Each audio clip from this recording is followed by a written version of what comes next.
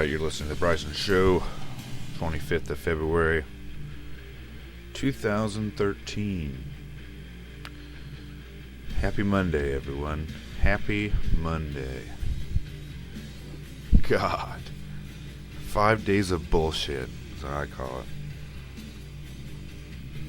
it. But anyways, everybody, I hope everybody had a good weekend. Mine was halfway entertaining. A lot of booze were consumed this weekend, and I'm still feeling it. That's for sure. After about 5 cups of coffee, I'm starting to feel a little bit better.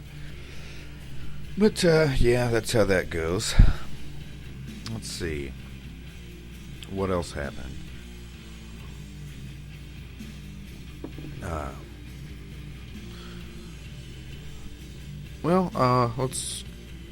Let's discuss Sunday. Sunday I went and saw a movie, which anybody knows me knows I never watch movies, and I've actually been thinking about watching more movies, just for the fact that, you know, I definitely like weird, scary movies for damn sure. But no, I don't know. There's probably quite a few out there that I haven't seen that's probably worth my time. But anyways, on Sunday I went and saw Dark Skies. It's an alien abduction flick, and I liked it. I have a weird spot for UFO alien abduction in film, in books, and in the quote-unquote real version. Yeah, it's pretty weird stuff, actually. But, give me 1 second here. It was good, and I enjoyed it because it highlighted kind of something similar to what people actually experience. And,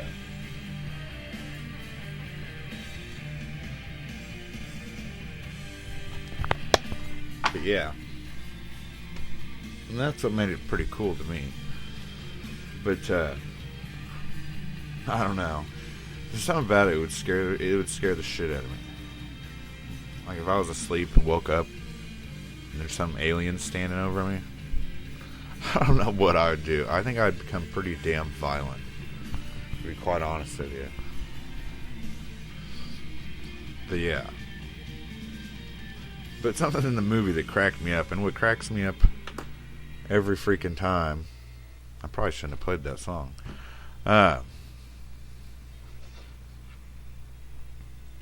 is the fact that everybody in these movies is always so damn, like, completely ignorant of the situation they're in. Like, if it was me in some sort of alien situation, I probably would know it was aliens pretty damn quick. But, like, you know, there's so many movies on shit like that anymore that I can't imagine a family going through that and being like if you saw a gray alien, you know, the classic alien with the big eyes and all that shit. I don't know, it just gets me. Like, I can't imagine a family nowadays having an alien in their house or some shit, and they like see the gray alien and they're like, I have no idea what it was. Like, if I saw that, I'd be like, it's a freaking alien. You know, it wouldn't take me as long as it does in all those movie families to finally figure out that, oh shit, now that we're nearly all dead, it's been this alien the whole time. But anyways,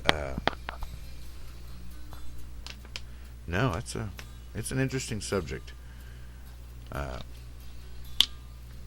me go into the news for a while, and we'll talk about this after that. What do we got today?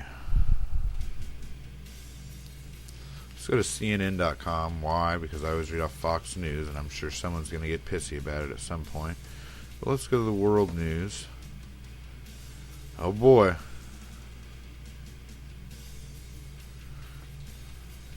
Well, just to follow the story that we're always doing, let's look at the Pope stuff. Archbishop resigns amid abuse claims. So here, amid the Pope resigning for unknown reasons. Another guy has resigned amid abuse claims.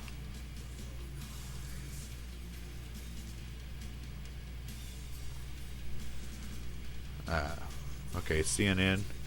And you know, CNN is more left-wing, so they're really going to grill the church here, guaranteed. They're going to. They're going to drill it home. Anyways, Vatican City, CNN. Pope Benedict XVI delivered his final public prayer ceremony Sunday to a crowd of thousands at St. Peter's Square in Vatican City, amid rumors of a sex scandal brewing as he prepares to step down. "Thank you for your affection," the Pope told the crowd as he appeared at the window of his apartment overlooking the square. As is customary, he opened the weekly Angelus prayer with a short sermon.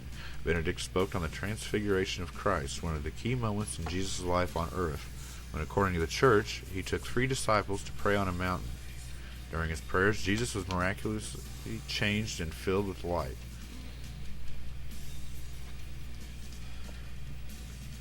The crowd interrupted Benedict with rousing applause as he told him that God wanted him to do the same. "The Lord is calling me to go on top of the hill, to dedicate myself once more to prayer and meditation," he said. "But this does not mean to abandon the church." This month, Benedict shocked the world with the announcement that he would step down. Thursday is his last day of acting as Pope. The Italian media has been abuzz in recent days with allegations that gay clergy may have made themselves vulnerable to blackmail by male prostitutes, setting off speculation that a brewing scandal may have triggered Benedict's resignation. The Vatican vehemently denied the allegations Saturday. Vatican Secretary of State Tarcisio Bertone, or Tarcisio Pietro Bertone, like we mentioned in the last show, well, it might have been before then, I'm not entirely sure what show it was, but it's been mentioned on this show before, said it was deplorable that as the time for the Roman Catholic cardinals to elect a new pope approaches, a rash of, quote, often unverified, unverifiable, or completely false news stories has appeared. Which should be no surprise to anyone. As the first pontiff to step down in 6 centuries, Benedict said he is resigning because of advanced age. He is 85. Quote, "Strength of mind and body are necessary, strength which in the last few months has deteriorated in me to the extent that I have had to recognize my incapacity to adequately fulfill the ministry entrusted to me," Benedict said when he announced his retirement this month. Shortly after the Pope's announcement nearly 2 weeks ago, a different rumor began making its way through the Italian media. Allegations that the pontiff's decision was linked to a medical procedure to replace the battery in his pacemaker. A Vatican spokesman dismissed the idea at the time. CNN senior Vatican analyst John Allen has said that clergy members trying to cover up their sex lives may well be creating problems in the Catholic Church, as they have in the past. But he believes that the current unsourced speculation in the Italian media should be taken with a grain of salt. Several years ago, Benedict suggested he would be open to resigning should his health fail, Allen has said. Yeah, this is, I don't know, guys. I'm still on the boat that there's something brewing. Because this, I don't even really feel like going into it again. But, there you have it. Let's go to the Drudge Report.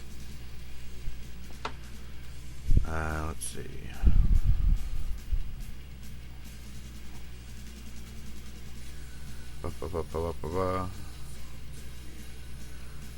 Holy shit. Louis Farrakhan. Anybody who's ever pays attention to the news should know who he is. But anyway, this is from DNAinfo.com by Quinn Ford, DNA Info reporter, producer. Nation of Islam leader Louis Farrakhan told thousands of followers Sunday he was planning to reach out to gang leaders to help, quote, protect the Nation of Islam. That came at the Nation of Islam's annual Savior's Day convention. Farrakhan, 79, renewed the call for African Americans to pool money and buy as much land as possible in order to, quote, control means of production and produce food and other goods such as clothing. Farrakhan said collectively owning land is a way for black people in America to prosper economically. The calls were part of a speech that lasted more than 3 hours and touched on topics including Libya's Muammar Gaddafi, U.S. Defense Secretary nominee Chuck Hagel, and a national push for gun control. Farrakhan told a crowd of more than 7,000 people at the UIC Pavilion that national lawmakers are using Chicago's violence epidemic to push for stronger gun control laws, but said the Second Amendment has nothing to do with the spate of shootings in Chicago. Quote, "The guns that every one of our young people have, are they legal? No," Farrakhan said. Instead, Farrakhan had a different idea for how to address gun violence. In addition to sending letters to black military leaders, Farrakhan said he planned to contact the city's gang leaders to recruit gang members to, quote, protect any land the Nation of Islam might buy in the future. Quote, "All you gangbangers, we know you love to shoot, but you're killing yourselves," Farrakhan said. "All your weapons are illegal, and you're using them like savages." But Farrakhan said gangbangers are natural soldiers and could be taught the, quote, science of war to become protectors of the Nation of Islam's assets in the future. Interesting. Last summer, Farrakhan led 500 men known as the Fruit of Islam, who traditionally serve in his security detail, to the city's Auburn Gresham neighborhood in response to the spike in violence in the first half of 2012. He praised the re-election of President Barack Obama as a significant historical milestone, but added that Obama's victory would not mean prosperity for black people. Farrakhan also decried the death of Gaddafi, who was killed in 2011. He blamed the former Libyan leader's death on American and European governments, saying they wanted Gaddafi dead because he was an impediment to American and European interests, having access to natural resources in Africa. Farrakhan said he believes the American government also wanted to see black leaders like himself go away. "You killed my brother Gaddafi, and now you got the same thing in your mind for me," Farrakhan thundered, as the crowd rose to its feet applauding. Quote, "You want to put your hands on me. In fact, you're plotting it as I'm speaking." Savior's Day marks the February 26, 1877 birthday of the Nation of Islam's founder, W. Fard Muhammad. Boy, that's interesting. This guy's actually, that's crazy. And, as usual, the world has gone crazy. Let's go back to the Drudge Report. Let's see here. The BP oil spill trial set to begin. Well, this is from the WashingtonPost.com. The article is called "Billions of Dollars at Stake for BP, Other Companies as Trial Opens for Gulf Oil Spill." New Orleans, this is from the Associated Press. The high-stakes Gulf oil spill trial has started with a lawyer criticizing BP by saying company executives put enormous pressure on drilling managers to cut costs and rush the job. Jim Roy is an attorney for individuals and businesses affected by the spill. He says BP repeatedly chose speed over safety. The federal government and attorneys for a couple of Gulf Coast states are also expected to make opening statements Monday. BP is also expected to present its side. The trial is designed to assign blame and help figure out exactly how much more BP and other companies should pay for the nation's worst offshore oil spill. Let's see. Let's look at the stock market. I should start doing that and look at precious gold and stuff. Okay. Light sweet crude oil, $93.13. Natural gas, $3.38. Gold, $1,585.50. Corn, $684.50. Soybeans, $1,433.75. You know, I should probably figure out what measurements these all are before I go doing that. Anyways, let's see here. Let's go to rinse.com. Let's see here. This is from World News Daily. 2009 White House, quote, "We control news media."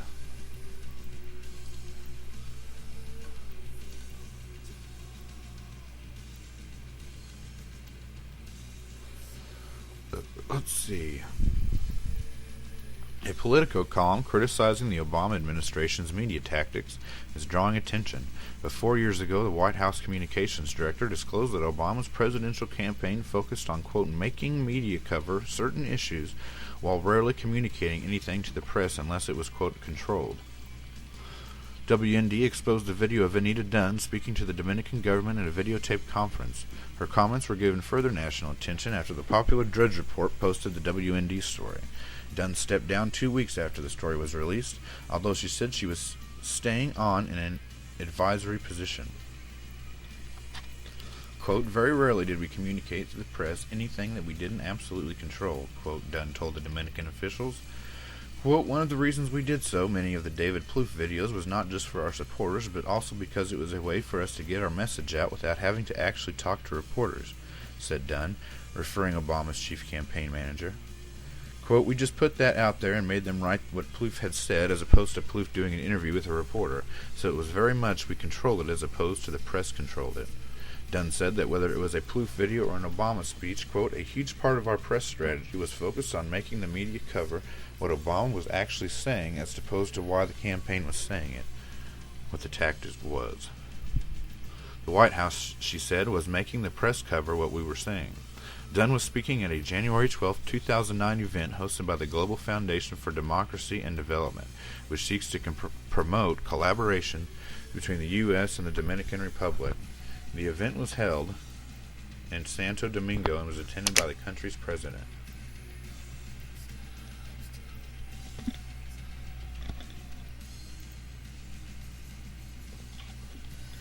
Let's see. Keeps going on. A political column this week by Jim Vandehee and Mike Allen described how, with more technology and fewer resources than many media companies, quote, the balance of power between the White House and press has tipped unmistakably toward the government. This is an arguably dangerous development, and one that the Obama White House, fluent in digital media and no fan of the mainstream press, has exploited cleverly and ruthlessly. Alright, and if you want to read the rest of that, go to WND.com. It's called 2009 White House, quote, we control news media. Alright, what else is on here?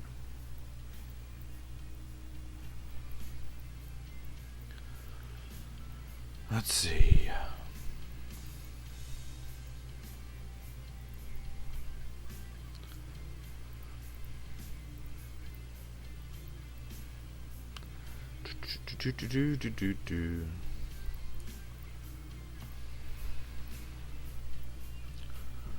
Well, I think that'll probably cover it for today as far as the news goes. But yeah. Let's see. What should we talk about? Let's talk about alien abduction and cattle mutilations.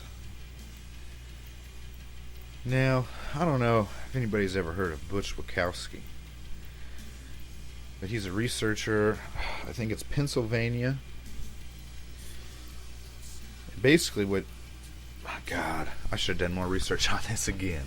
Well, he used to be either... pretty sure he's a criminal investigator. He's a criminal investigator of some sort. And at some point he got into UFO research, and I actually watched him speak and talked to him for a minute at the Oz UFO conference in Lawrence, Kansas a couple years ago, maybe a year ago. And he had a really compelling lecture. And what the point of it was alien abduction and cattle mutilations and human mutilations. And he talked about this case in Brazil where I don't know, they found some pilot and he'd been dead for like a long time. He didn't blow it up like he was supposed to. And he had those specific parts taken that are always taken in cattle mutilations. It's like the eyes, the tongue, the anal stuff, the genitals, the ear, I believe. But yeah, and what's funny about these is they're actually pretty much unsolved. And, people will claim that, well, it's animals and shit doing it. But, the evidence really doesn't support that idea. and it's pretty interesting. But one of the points of his lecture was he had some kind of like a mathematical equation, and it was all the missing people reports that are filed. And he broke it down like so many are murdered, so many end up being kidnapped, da da da da. There's like a 3% missing people, which, you know, nationwide, that's a lot of people, and they go unsolved, and there's no evidence supporting anything really. They pretty much just vanished without a trace. And there's one story I heard on Coast to Coast AM one night, and they were talking about this very subject, missing people. And I mean, the stories that go along with some of these, they're just insane. Like, people go out to take out the evening trash, and their car's still there, but they just vanish. And you know, like, even if you had like 500 people a year vanish without a trace, I mean, hell, that's 2,000 people in 4 years that have just completely disappeared, and no one has a clue where they go. But it's quite interesting. And another interesting thing to note is the link, and I did a bunch of research on this, I don't know, a couple years ago, 3-4 years ago maybe, and the basis of it was the connection between demonic possession and what people claim when they're, you know, having the demonic possession, quote, experience, and how closely it resonates with the, you know, demonic possession experience. And, you know, they're not the exact same, but they're pretty close. I mean, like, okay, let's say in the classical demonic possession experience, at one point in time they go through a stage which demonologists call, quote, oppression. And what it is it's basically that stage where, you know, let me start over. There's between all the stages. First you have a stage that's called infestation. And what that is it's the stage where you're basically experiencing paranormal phenomena in your home. You know, objects moving, flying around, seeing entities in your house, having certain feelings, da da da da da da, seeing things out of the corner of your eye, hearing knocks, hearing rappings. And what's interesting is in the typical, you know, abduction experience, before they're abducted, a lot of times they'll start having, you know, poltergeist-like phenomena, which basically just means things are moving. That's a complete oversimplification, but yeah, it's quite interesting. So you have that. You have the beginnings of the demonic possession and the beginnings of the alien abduction, and they both correlate by paranormal activity. Things moving, stuff like that. Well, the next stage is sometimes referred to this as the next stage. It kind of depends, but the next stage in some circles is obsession. We call it demonic obsession. What that is where you basically have entered a stage where you've caught on to the fact that there is paranormal activity going on, and you completely start fueling this idea. You become obsessed with it. You begin doing all this research. You begin trying to, you know, communicate with it, doing your own little ghost hunt and stuff like that. And you know, that correlates with the abduction experience. And finally, like I mentioned earlier, you get to the oppression stage. And the oppression stage in demonology and exorcism is basically when you sort of begin communicating with this entity, and it's kind of starting to take you over in a way. You know, this is the stage that most people would associate with possession, because this is like you see like Emily Rose. This would be the point where she's all beat up looking, and the spirit's gone in her several times, and she's experienced all this paranormal phenomena and stuff. And this is generally in the UFO world around the time where they start becoming, they're getting the feeling that they're being taken somewhere at night. They have long hours where they don't remember missing time, which also correlates with the demonic possession experience. And then at a point, you have possession, which is where the spirit is mainly residing in the person at this point, it correlates with the abduction phenomena, because this would be about the time where, I don't know, it just totally correlates. In the end, some believe the end stage is death, and the eventual primary objective. And who knows? But there is a striking resemblance between both experiences, and it's interesting. Another thing interesting to note is that I talk about this in the Bible series about the Book of Enoch and the Watchers and the Watchers and the Giants, where the evil spirits of the world would end up being actually the remaining spirits of the giants, who were the offspring of the fallen angels. Who, if we were to see phenomena like the Watchers today, we would identify it with UFOs. So, my point is that you're having two separate sets of experiences here, but the only real distinction is what is causing them.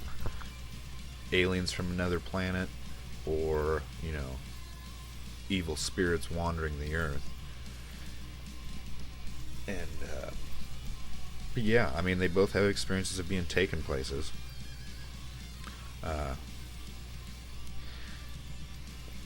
And, it's quite interesting. And anyways, to go back to the Bushwickowski thing, about his claim that all these, the missing people and all that. And, really, what the hell happens to all these people? Whether they're, sold into the frickin' human slave trade, or they're abducted by aliens, or, who knows? Hell, maybe there's more serial killers and shit running around than we want to believe, but what is it? I've heard that, the FBI believes there's at least 50 serial killers in the country, on average, and, how many actually get caught? Weird. I don't know. Strange times we live in. Oh, yeah, I wanted to talk about something. I wanted to get into this. The murders at the Cecil Hotel. Okay, I'm going to have to get into this real quick before I shut her down. But, let's see here. This is a pretty crazy story, guys. This is going to gross you out anyway.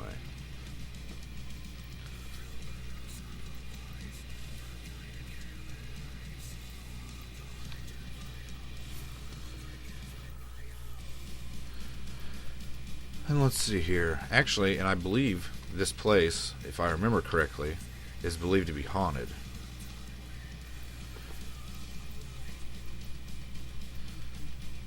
Let's see. I'm trying to find an article that would go into the... We'll read the news article. This is from Time. We'll start out with the news article, and then I'll go into the history and how, whatever. Anyways, this is from Time.com. It's called The Cecil Hotel, What a Dead Body in a Water Tank Does for Your Yelp Reviews by Olivia Waxman. Tourists in Los Angeles were shocked to learn this week that the body of a Canadian woman had been found at the bottom of a water tank at their hotel in the city's downtown area. Eliza Lam, 21, was last seen at the Cecil Hotel on January 31st, according to LA police. Her parents reported her missing earlier this month, and a maintenance worker discovered the body Tuesday as he was looking into complaints about the water pressure in the building. It seems very possible that guests have been drinking and bathing with water contaminated by a body that has been decomposing for nearly 2 weeks. Let me read that again. It seems very possible that guests have been drinking and bathing with water contaminated by a dead body that has been decomposing for nearly two weeks. But the suspicious death of the 21-year-old is only the latest in a series of unfortunate incidents that have taken place at the Cecil, which dates back to the 1920s and is located near the city's seedy Skid Row. Quote, there were murders there in the 20s and 30s, Chris Nichols, associate editor of Los Angeles Magazine, told South California Public Radio. In 1962, a 27-year-old woman jumped out of a window, killing herself and the pedestrian she landed on. In 1964, Goldie Olson, a former telephone operator known as the Pigeon Lady of Pershing Square, was found strangled to death in her room, according to Los Angeles Times. Two infamous serial killers, Richard Ramirez, the Night Stalker, and Austrian journalist Jack Unterweger, are believed to have stayed at the Cecil during the 80s. Ramirez was a regular who reportedly checked in for 14 days, paying $14 a night. He was later found guilty of 13 murders and is currently on death row in California.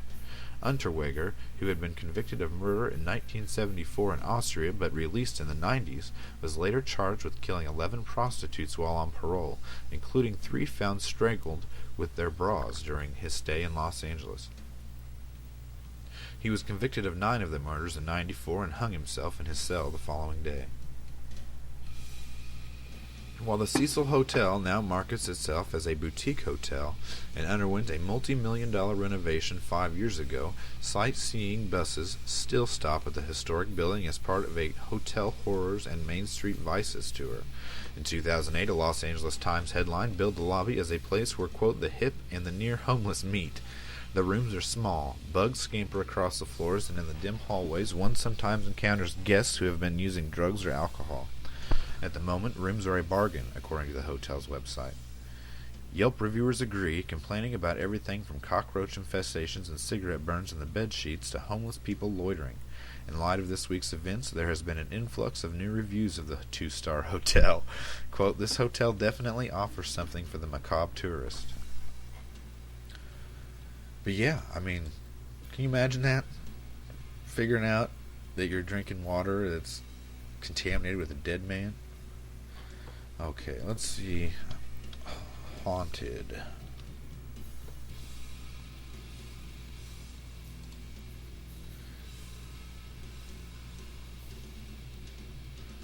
This is from the Guardian Express. Eliza Ham, morbid history of 2 serial killers unfolds at Cecil Hotel. Yeah, let's try to find the haunted stuff, because I know I've heard of this place being haunted before. Let's see.